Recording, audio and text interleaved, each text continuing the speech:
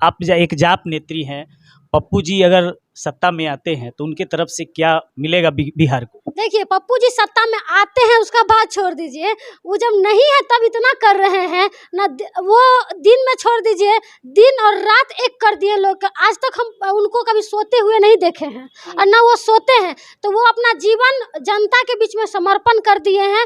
वो गरीबों की मसीहा है, उनका तो आप बात ही छोड़ दीजिए। मदद में अगर हम विश्व की बात कर ले तो उनसे आगे कोई नहीं हो सकता। लेकिन वोट के समय तो जनता उनको चुनती ही नहीं है। तो सुनिए, तो जनता की कमी है ना, ये नेता की हमारी कमी नहीं है।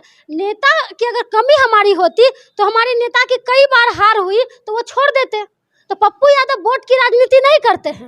वोट की राजनीति वही लोग करते हैं जिनके अंदर में दलाली चापलूसी की भावना होती है। हमारे नेता के अंदर में सेवा की भावना है, वो सेवा कर रहे हैं। उनको वोट की राजनीति अभी करना होता तो अभी देश के पीएम होते। हम आपको बता दे रहे हैं, वो वोट की राजनीति करते ना तो देश के पीएम होते अभी पप्पू यादव। ये जो आप क्या कहते हैं, पहले आप देखते थे कि बच्चा स्लेट पेंसिल लेके पढ़ने जाता था तो पढ़ाई होती थी। अब बच्चा प्लेट लेके पढ़ने जाता है तो पढ़ाई बिल्कुल नहीं होती। जहाँ बच्चा स्लेट छोड़ के प्लेट पकड़ लेगा तो शिक्षा उसी जगह खत्म हो जाएगा। तो बिहार का हमारा वही स्थिति है। बच्चा स्लेट छोड़ दिया है, प्लेट पकड़ लिया है तो पढ़ाई उसी जगह खत्म हो गया है। और स्वास्थ्य की तो बात ही कर दीजिए।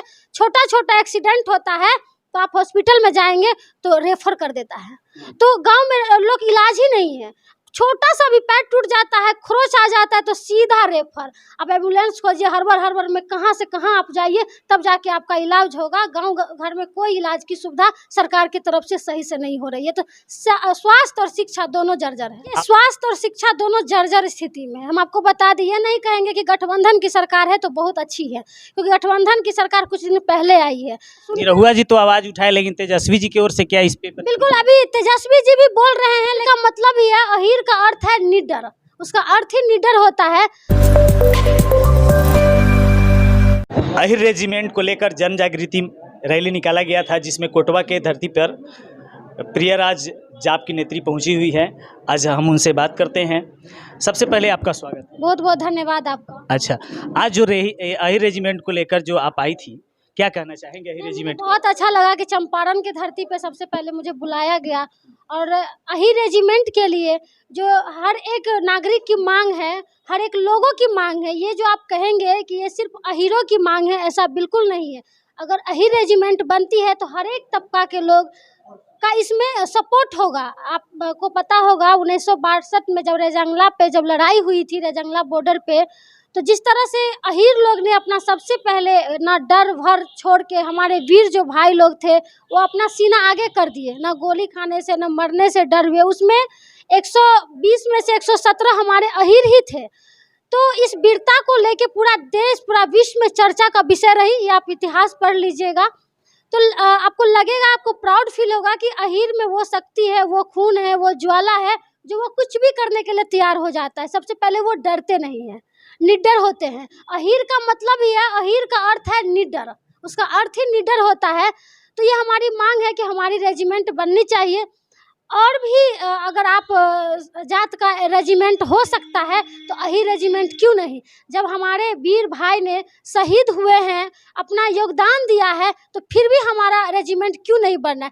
ये जातीय और क्या कहते हैं और राजनीतिक तहत हमारे रेजिमेंट को रोका गया है, नहीं बनने दिया जा रहा है।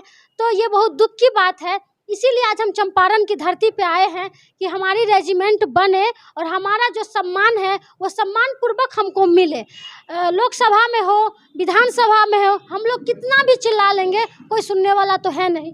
हम गुहार लगाएंगे नेता से ही, जो हमारे विधानसभा के विधायक होते हैं, जो सांसद होते हैं, हम उन्हीं से बोलेंगे कि आप हमारी आवाज़ को आप संसद में, विधानसभा में जाके उठाइए। इसीलिए जन जन तक, मतलब एक हमारा जो ये रैली थी, जन जागृति रैली, जो बूथ स्तर तक हम कहे, गांव गांव तक हम लोगों की जगाने का काम कर रहे हैं कि हमारा जो इतिहास रहा है उस इतिहास बन के ही ना रह जाए, वो इतिहास बन के ही ना रह जाए। हमें उसे पढ़ने की ज़रूरत है, उसे समझने की ज़रूरत है, तभी पता चलेगा जो हमारे पूर्वज थे वो हमारे लिए, हमारे भविष्य के लिए उन्होंने क्या किया है, कितनी कुर्बानी दी है। तो हम लोग को भी आगे आना चाहिए और लड़ना चाहिए और आगे बढ़ना चाहिए। कैसा लग रहा है कि आपको, कैसा लग रहा है कि क्या यही रेजिमेंट आपको बिल्कुल, अगर एक एक लोग साथ आ जाएंगे, हमारी जितनी आबादी है अगर वो सभी एक जगह यूनाइट हो जाएंगे, आपको हम बता दे रहे हैं कि हमारे बिहार में 55 को विधायक है, ठीक है, जो कि यादव से हैं। तो अगर सब लोग यूनाइट होके और दिमाग से ये हटा ले कि ये जातीयता इसमें नहीं है, ये रेजिमेंट बनेगा तो सबको इसमें अधिकार मिलेगा, सबका रक्षा होगा, सबका सुरक्षा होगा, तभी जाके हो सकता है। निरहुआ जी आवाज़ उठाए लोकसभा में, अच्छा लगा सुन। निरहुआ जी तो आवाज़ उठाए, लेकिन तेजस्वी जी की ओर से क्या इस पे? बिल्कुल, अभी तेजस्वी जी भी बोल रहे हैं, लेकिन अभी तक हम उनका देखे नहीं है कि वो इस तरह से आवाज़ उठाए, नहीं उठाए हैं। और यूपी की हम बात करें तो अखिलेश यादव जी तो अपने एजेंडा में शामिल किए हैं। तो ऐसे ही सभी जितने भी राज्य हैं वहाँ के हम मुख्यमंत्री से अपील करना चाहते हैं कि हमारे रेजिमेंट को आप अपनी एजेंडा में शामिल कीजिए और अपनी मांग को रखिए, तभी जाकर हमारा रेजिमेंट बनेगा।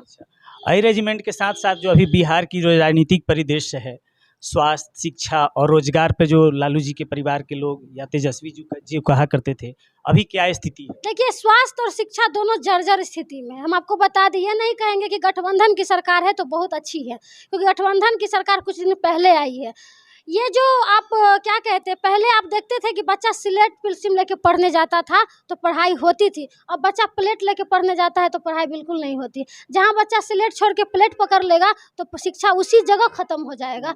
तो बिहार का हमारा वही स्थिति है, बच्चा स्लेट छोड़ दिया है, प्लेट पकड़ लिया है तो पढ़ाई उसी जगह ख़त्म हो गया है। और स्वास्थ्य की तो बात ही कर दीजिए, छोटा छोटा एक्सीडेंट होता है तो आप हॉस्पिटल में जाएंगे तो रेफर कर देता है, तो गांव में लोग इलाज ही नहीं है। छोटा सा भी पैर टूट जाता है, खरोच आ जाता है तो सीधा रेफर। अब एम्बुलेंस खोजिए, हड़बड़ में कहाँ से कहाँ आप जाइए, तब जाके आपका इलाज होगा। गांव घर में कोई इलाज की सुविधा सरकार की तरफ से सही से नहीं हो रही है। तो स्वास्थ्य और शिक्षा दोनों जर्जर है। आप एक जाप नेत्री हैं, पप्पू जी अगर सत्ता में आते हैं तो उनके तरफ से क्या मिलेगा बिहार को? देखिए, पप्पू जी सत्ता में आते हैं उसका बात छोड़ दीजिए, वो जब नहीं है तब इतना कर रहे हैं ना, वो दिन में छोड़ दीजिए, दिन और रात एक कर दिए लोग। आज तक हम उनको कभी सोते हुए नहीं देखे हैं और ना वो सोते हैं। तो वो अपना जीवन जनता के बीच में समर्पण कर दिए हैं, वो गरीबों की मसीहा है। उनका तो आप बात ही छोड़ दीजिए, मदद में अगर हम विश्व की बात कर ले तो उनसे आगे कोई नहीं हो सकता। लेकिन वोट के समय तो जनता उनको चुनती ही नहीं है। तो सुनिए, तो जनता की कमी है ना, ये नेता की हमारी कमी नहीं है। नेता की अगर कमी हमारी होती तो हमारे नेता की कई बार हार हुई तो वो छोड़ देते।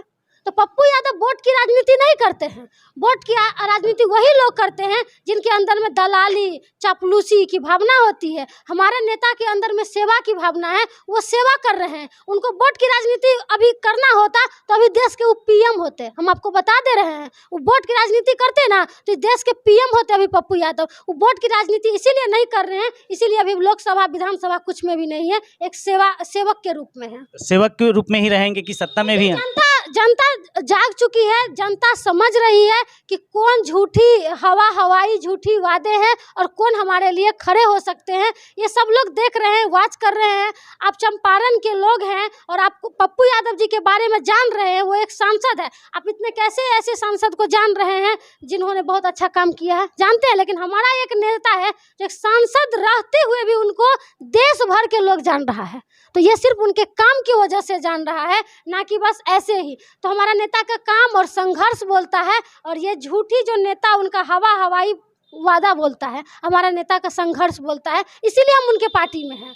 हम भी बहुत बड़े बड़े पार्टी में चले जाते और बोलते नहीं हमें भी वही काम करना है, लेकिन आज उनके संघर्ष को देख के हम उनके संघर्ष के साथ खड़े हैं। अच्छा, बिहार के जनता से आप क्या अपील करेंगी कि हाँ, मतलब कि पप्पू जी को चुनना चाहिए या अच्छे नेता को चुनना चाहिए, या तेजस्वी जी और राजद भाजपा में ही उलझ के रह जाना? देखिए, हम तो सीधा कहेंगे कि पार्टी पॉलिटिक्स में बिल्कुल मत जाइए। ये पार्टी तो सारे बिहार को बर्बाद कर दिया है। पार्टी किसी का नहीं हुआ है, आपसे वोट लिया है उसमें कन्वर्ट हो जाता है, उससे वोट लेता है उसमें चला जाता है। तो ये बड़े बड़े जो पार्टी वाले लोग हैं ये झिझुर कोना खेल रहे हैं, इस कोना से इस कोना, इस कोना से उस कोना। तो हम बस, हमारे बिहार की जनता बहुत मतलब मासूम है, इनको जो भी आते हैं ठग के चले जाते हैं। तो हम चाहेंगे कि हमारा नेता पे एक बार विश्वास करें और विश्वास करके देखिए, अगर आपको वो सही करके नहीं देंगे तब हमको आप बता दीजिए कि एक लड़की आई चंपारण की धरती, ये सत्य की धरती है, यहाँ मैं झूठ भी नहीं बोल सकती हूँ। तो यहाँ मैं झूठ भी नहीं बोल सकती हूँ, वो लड़की आई और झूठ बोल के चली गई, ऐसा बिल्कुल नहीं है। हमारे नेता पे आपको विश्वास करना पड़ेगा। जब तक आप विश्वास नहीं करेंगे तो किसी आदमी को आप जानेंगे कैसे? पहले विश्वास करिए, उसके बाद ही पता चलेगा कि पप्पू यादव क्या है। बहुत बहुत धन्यवाद आपका अपना कीमती समय देने के लिए।